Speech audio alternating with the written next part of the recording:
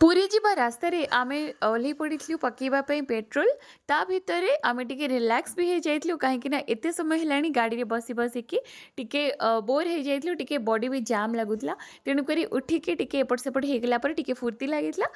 पुणी बाहरी जाइलु